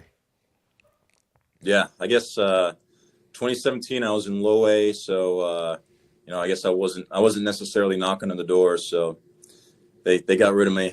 But it's all good, man. It worked out for you. I'm happy for you. Yeah. Thank you. Oh, thanks so much, Dylan, and good luck the rest of the season. We look forward to watching you compete. So that's Dylan Cease, obviously superstar right in front of us, shining so bright your eyes might be in need of some protection. I want to talk about our good friends at Shady Rays, and that might be the worst advertising transition I've ever done, but it was a great conversation. I want to thank Shady Rays for sponsoring it. Shady Rays is the essentials you need to make summer complete. Everybody looks at me, they're like, Carl, man, you look so good in your sunglasses. And I'd like to say that's because Shady Rays. It's an industry best combination of fit, style, and performance without the big brand price tag. Again, you got to look at me. It's like, whoa, the fashion, the sensibility, and it doesn't stop with the quality. Shady Rays offers the most insane protection program in all the eyewear. Hey, sunglasses fell off at the playpen. Don't worry about it. Or maybe if they got broke. Or I shouldn't speak too in detail about the protection program. I just know that it's the most insane one. If they're floating at the bottom of Lake Michigan, then you might be. I saw a couple of the coaches on the football team wearing Shady Rays, and I'm still waiting on my package. They're great. You didn't get they're it? Great. I haven't. I think it's either still at the FedEx office or it's in transit. Man, I know you've been so anxious to get it too because you love Shady Rays. I love Shady Rays. I love sunglasses in general. I had LASIK in 2008. So if it's sunny outside, I have to have sunglasses on. I can't bear it. So always looking for sunglasses to add to the arsenal. I like to have a few in the car, a couple on the boat, like some here, some there. Because like I said, I don't know if you've had LASIK or know people that have, but super sensitive to sunlight now, which is fine. Just have to make sure I got my shades with me. Just got a cramp You had a cramp? Where? Yeah, it's like Calf? hamstring. Ooh. No, hamstring up into like the groin area. Straighten the legs. Keep them extended. Well, it's also, I mean, I get excited because Shady Rays, like my body cramps up because it's just like a shutdown mechanism. It's like, oh, you're getting too excited. Slow down, Carl. I gotta. And if you don't love them, that's probably the best part. Exchange for a new pair or return them for free within 30 days. That is the best part. That is the best part. And if them being willing to accept exchanges or returns after you've had them for 30 days, that's kind of like, we know you're going to like these. You're not going to want to send them back, but we're going to do this for you anyways. Bedrock any good customer service program. No frills exchanges. You get 30 days. How about this? Exclusively for our listeners, Shady Rays is giving out the very best deal this season. 50% off 2 or more pairs of polarized sunglasses. Go to shadyrays.com. Use code STARTING. Shadyrays.com. Code STARTING for 50% off 2 or more pairs of polarized sunglasses. Get some Shady Rays, guys. We, I got a couple things, but I got a new blade. If you're watching on YouTube, this is from Zero Tolerance. It's their new model, carbon fiber. Look at the shape. Look at the shape of that blade. That's a aerodynamic blade. Mainly just for Amazon boxes, like what am I? I'm not doing a ton with it, but it's nice to have a good blade on you. So if you're looking for a good one, they're pricey, but Zero Tolerance is the way to go. We got to talk about this Nate Fisher dude. I have a list of things I wanted to ask you. Okay, you go. No, I'm just going to ask you. I'm trying to get into it. Because I know you're going to try to get into it because there's absolutely a list. People who have been following this episode, I want you to know there's like a list of stuff to talk about. I want to give honor and attention to what you want to talk about right now, which is Nate Fisher, but I just want to get my thoughts organized because there's a couple pitchers, Dustin May, Alcantara, Josh Hader, light to touch light. There's some beef. There's the Williamsport game. I don't know if anybody really cares about that one. Pujols, Zach Gallen, but let's just get to Nate Fisher. You had the hilarious introduction in the green room on this. Well, I was just thinking about how media would attack the angle they would attack this story with, and Nate Fisher goes from bank to bank. Like, that's the headline. You just know that somebody probably wrote that headline. As corny as it is, people probably loved it. I didn't love it. But just watching this kid, I don't know which bank he worked at. It's kind of ironic that he makes his debut at Citizens Bank against the Phillies. And just a really friggin' cool story. And we see a story like this every once in a while. The Giddings or Ridings, the right-handed pitcher, redheaded dude from the Yankees, was like a substitute teacher. And then he comes out, he's throwing 100 miles an hour. How does that happen? And there's been several in the past. I mean, I mentioned the Kurt Warner deal, like he was bagging groceries, and then now he's a Super Bowl MVP. Just a super cool story. The kid's 26 years old. Hopefully he can, pitch for 6, 7, 8, 9 years and retire and be extremely happy and tell his kids and his kids' kids and all his friends and family this story. Because it's a really cool transformation. I don't know the backstory, how this kind of all came about. If you do, I'd love you to inform me and our audience about kind of how he got to the point he's at. Because I think it was 14 months ago or something like that. He was working at a bank, and now he's in the show. Yeah. So Nate Fisher was actually I think it was like a weekend starter for Nebraska. And that's like Big Ten stuff. Wasn't very good until his senior year, and then got a chance to pitch. I shouldn't say that's fair for college. He wasn't very good. I mean, he's pitching in a 5.7 ERA in the first 3 years of his collegiate career, which, that's just a guy who can't command, locate, whatever. It's whatever.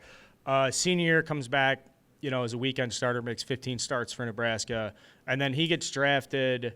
Gets a chance. I don't know if it's drafted or gets signed by Seattle, but he gets a chance with Seattle in 2019. It doesn't look like he gets drafted, but he gets a chance to sign, plays a little bit with Seattle 2019.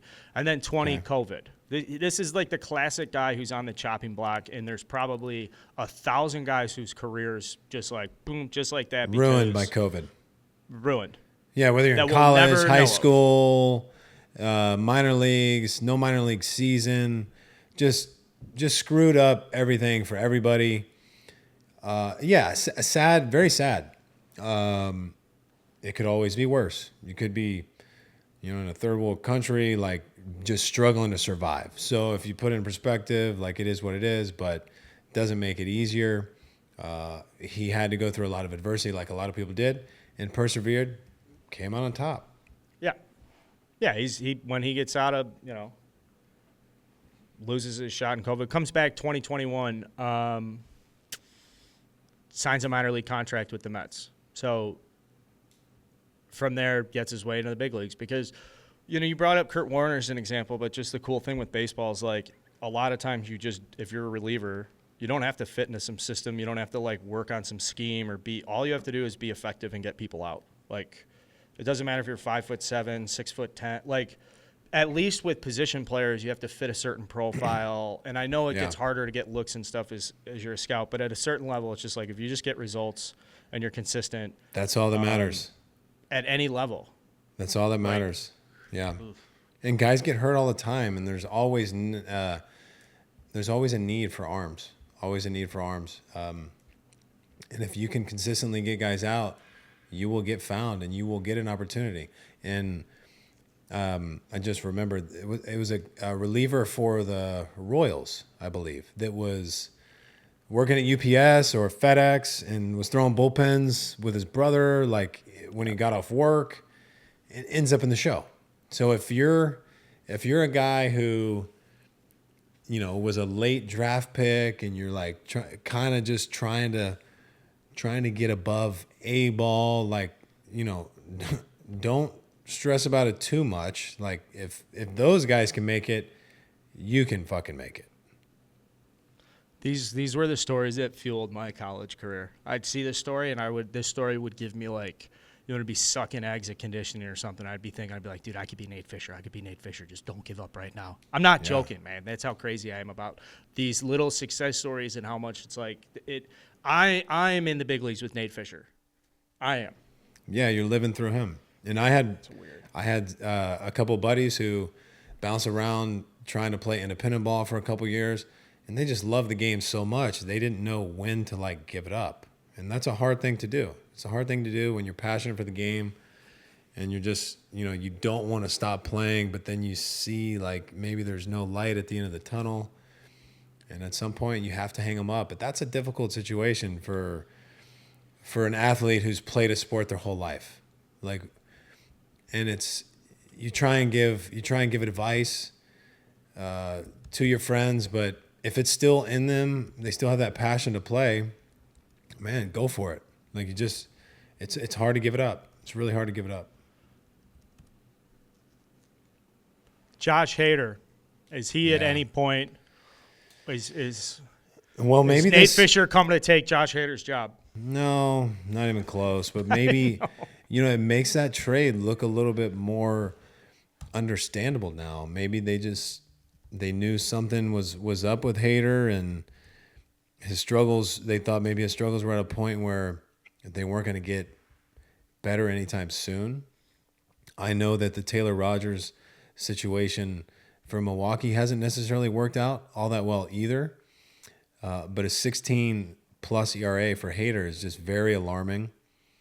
But I guess he's a veteran now, and you expect that he will figure some things out. It just hasn't, for whatever reason, has not been easy for him to make those adjustments for whatever reason. Yeah, I'm looking at the specific data on his time in San Diego, and it's not. He's 102 pitches, 56% strikes. It's not like he's went out there and it's completely lost his fastball. I mean, that's still lower than what you'd like to see. A guy like him should be in like the 62 to 66 range, and he does have issues with command at times. I mean, his delivery is, I would say, it's somewhat violent, which is okay because that's what adds to his deception and his ability to like just get his stuff on hitters extremely quickly. He's hard to pick up. He's a cross body. He's got great spin. I've seen him at times, some of his outings where he just cannot throw a strike with any of his pitches. And it's not like there's times where he's near the zone, he's close, but his stuff has such action on it that he doesn't get some of those calls, those borderline calls, when he's not showing the ability to establish the strike zone early. There was an outing that he had in San Diego, maybe a week or so ago, where I'm like, damn, these are all like borderline pitches. Some were bona fide balls, but if he can't get strike one, I mean, the umpire's not going to do him any favors, and I mean, the umpire shouldn't do him any favors. So it's pretty obvious that it's a mechanical thing or a timing thing, where he just can't quite get to his release point, get his foot down, and be consistent with that. And I'm sure he's out there every day working on it. But right now, for whatever reason, he can't lock that in. I'm just looking at mechanics. He throws across his body. It looks like, is that fair to say? Can I sit here and say Josh Hader very much does? Sure. Mm-hmm. Yeah. And I don't know, it's like you're talking about these. I'm sure you have some experiences with your style of mechanics where like maybe something slipped for like a pitch or two or an inning or something where you're back in your head trying to find rhythm. You'll have. I think that's tough for getting traded. Mm-hmm. How does he get? It's just a different routine and stuff in a different environment. And I know good shutdown closers. It doesn't matter. Pitching an aircraft carrier, McDonald's parking lot, a freaking go back in time to the Polo's ground. Those guys don't care where they're pitching, but to your point with the mechanics and like if he's going to be if he's a guy who gets on the mound and needs to like feel it early, I just changing an environment on that new clubhouse, different expectations. I'm not saying it negatively impacts. It's just a new environment, which means you have to get used to it. So he's put 12 guys on in 3 innings in San Diego, which is like unheard of for And me how many of those are watching walks? Josh Hader. He's got 5 walks, 2 hit by pitch, and 5 hits. Yeah, it's not a stuff issue. I mean, I don't think it really will ever be a stuff issue for Hader. It's mainly just command. I mean, because people will say stuff. They'll say, "Oh, the Brewers knew he was his." No, I mean, just watch his outing. It doesn't matter if the line isn't good or not. The stuff is good. He's rarely getting hit around the ballpark, and if he does, I mean, he's in a 2-0, 2-1, 3-1 count, where guys are looking in one tiny little spot, and if it's there, they've got a better shot. But the times I've seen him throw recently, it's just the problem is him not being able to get in the strike zone early enough or often enough to put the hitters on the defensive side and chase. Like when Hader is getting guys out, he's typically getting guys out with stuff outside of the strike zone after he's already ahead. And that's the case with most elite arms. You're in the zone early and you get guys out with stuff, out of the zone late in the at bat. That's kind of how you pitch at a high level. Okay, speaking of, let's stay on pitching matchups for a second. This is a lot of people in New York are talking about Alek Manoah and the Garrett Cole controversy. I'm just more interested in, if people haven't seen this and you've made it this far in the show, that's incredible. Honestly, kudos to you. But Alek Manoah hit Aaron Judge yesterday. The Yankees have been struggling a little bit. Garrett Cole was frustrated over the weekend with a start. And then, this is one of these things where I don't know, because I'm only seeing what the broadcast is showing me. And they're showing, Cole coming out of the dugout. And there could have been other players that were out of the dugout were confrontational. I think it's just a matter that Garrett Cole is under the microscope, obviously getting paid a ton. The Yankees are struggling. He didn't pitch well last time out. I think that's a couple starts in the second half where I'm sure he would like to have back. But this is one of these things where it's like you see the starting pitchers come out of the dugout, and then people are going to make a big deal out of it. Would you be influenced by, if you had a bad start the day before and then there was some beef the next day, to kind of be the first guy out? Is that just the way there could be a little bit to that. Like, he could be slightly frustrated about that. So it's not in the front of his mind, but it's still in there. It's still part of your thought process. And when something like that happens, it could lead you to kind of overreact or get a little bit more fired up than you normally would. But I know that Judge was pitched up and in quite a bit, which is, you have to pitch up and in to a guy like Judge because of how good he is. And if you let him get extended too often and too comfortable at the plate, you're not going to get the ball back a lot of the time. I think a lot of it is him just sticking up for one of his guys, or sticking up for the best player, potential MVP. But he was definitely heated. But I think you could be right. I think you could be onto something when you say he didn't pitch as well as he would have liked, and maybe that was kind of in the back of his mind, maybe subconsciously, kind of fueled by that a little bit. But yeah, I mean, he's a leader of that pitching staff. He's one of the leaders on that team, and you kind of expect a guy like that to do what he did. Yeah. Yeah, absolutely. I think it's the Aaron Judge stuff. It's like a whole amalgamation of things. And also, we've talked a lot about conflict and pitching. And this is such a non-story at this point. I think to sit around and really be like, oh, well, this and that, you're just leaning into nothingness. To me, it's just the Yankees are, they're in a major rut right now. And when the next time we record Tuesday's episode for next week, we'll do a deep dive, or maybe it's our next episode on what's going on at the Yankees. But and that they could be, there's frustration from the way they're playing. They're definitely not playing well. I saw that they're the meter, their order is struggling mightily, and it's not just frustration from the pitching staff or Garrett Cole specifically. I'm sure everybody over there is frustrated. I was fucking texting Rizzo, and I actually text Cole a couple times, and when you don't get a response like, and I don't want to say immediately because these guys are like at the field from 2 o'clock to like 11 o'clock. So it's funny because when your family will call you at 3, it's like, you expect me to answer? I'm on the field or whatever. So, but the text kind of was out there, crickets for a while, and then Donaldson hits that walk-off, and I got a text back from Cole and from Rizzo. So it's like, when the team's not playing well, it's like you're not as active on your phone. Like I was the same way. Like if I pitch like shit, you probably weren't going to get a response from me immediately. It's like, you know what? I don't want to talk to anybody, even if it's via text. So just hold tight. I appreciate that candid insight. Yeah. I mean, it's a fact. I mean, and the next guy we have on the show, that's a question I'll ask. Be like, hey, how do you approach texting or phone calls like after you sucked or because all these guys have friends and family, former teammates, coaches. You pitch really well, you get 100 texts. You pitch like shit, you get 0 texts. So, or, you might get a couple where the guy's like, hey, hang in there, or it was just 2 bad pitches. Like, shut up, okay? Like, I know what it was. I just don't want to hear it right now.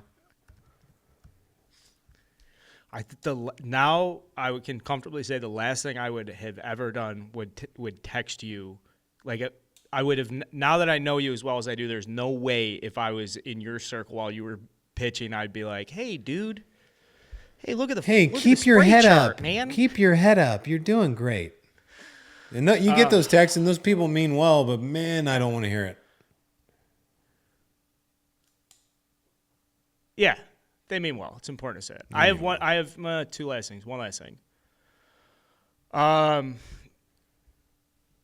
will regrettably, next time we record, I'll probably be wearing merchandise that will be so counter to my core values as a baseball fan, but I will do it in furtherance of this show. Albert Pujols, pursuing 700. Keep your eyes peeled. We have a great merch drop coming for the machine. Yeah, Albert. Yeah, I'm the machine. I'm just Albert. And I think that those are in the mail too. We'll see. I'm still waiting on those. Can't wait to wear that. Yeah, and great baseball storyline. Going into the last week of the season, he's going to need like 2 or 3 to get to 700. And at that point, let's get the word out to some of these National League pitchers. You guys get Pujols here, 3-run, 4-run game. Don't be afraid to send some cruise missiles down Broadway, will you? You guys still got to make them earn it. Okay. There's no freebies. The only time I would ever do that is I did it to some starting pitchers. I think I told the story when like DeGrom, Syndergaard, and myself, we had like a gentleman's agreement. If you come up to the plate with nobody on base, we feed each other heaters, just all fastballs. And it's not like we're not lobbing it in there, but we're giving each other fastballs. Just a cool gentleman's thing. And yeah, I popped Syndergaard for a double and Wrigley, and then the next at bat, he almost took me deep. It's fun. It's a game within the game, Shout out Syndergaard wearing the 43. Obviously, whoever told him, I appreciate that. Keep the legacy going.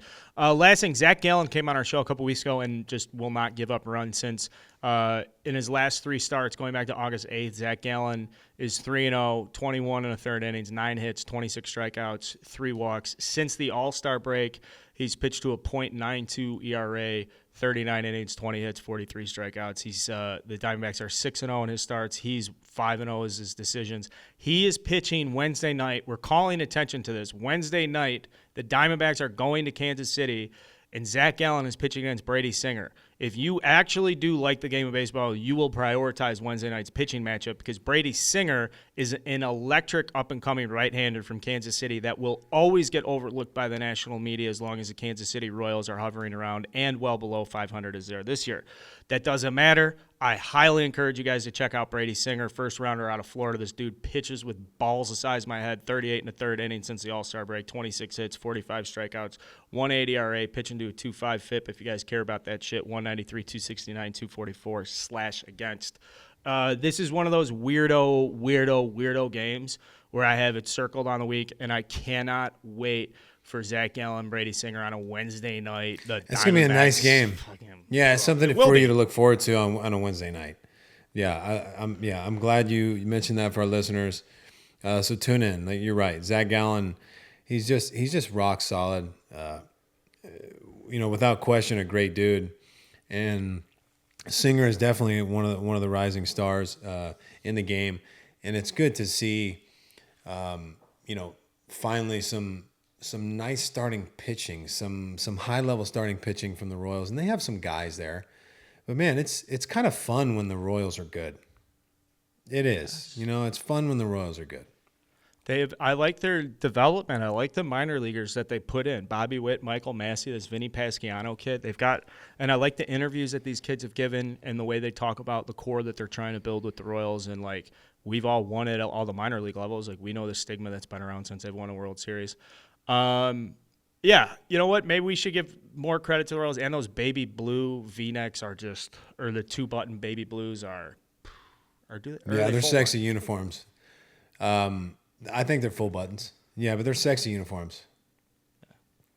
It's a good show. Big fan of them. Yeah, man, it's a good show. Oh, I have a question. Get my ass. Yeah. To be answered on our next episode, will Dustin May help the Dodgers catch the St. Louis Maroons? There's no way. Yeah, we're talking about that before the show. The run differential, I think it's like 280 for the Dodgers. I had to look it up. What's the most all time? It was like 1890. The St. Louis Maroons had a 458 run differential. So no, I don't think they have time to catch them. No. Loaded show. We will have a Dodger with us Thursday. We will. Right. So obviously, Dylan Cease today, guys. Go share that. Thanks to our White Sox fans who tuned into the interview today. Subscribe to the show. Download it YouTube. And good luck with the move. What do you got the rest of the day? We got to run around town for a little bit, and then just more unpacking, figuring out what to donate, what to sell, and stay tuned. I'm gonna take a picture of all these shoes and just a bunch of stuff that we could do giveaways and stuff for our listeners. It'll be fun. And like I said, if you're a size 13, pay attention, because I got some fire that I will be giving away. So stay tuned. And I got some game worn like Barstool merch that maybe we'll include that too. Autographed, obviously. Unwashed. I'm sorry. If anybody values the merch I would give you more than the shoes you'd get from Jake, send me a DM. We'll see you guys on Thursday. Thanks so much for tuning in to today's show. Yes, sir. Good show, man. Thanks for listening, guys.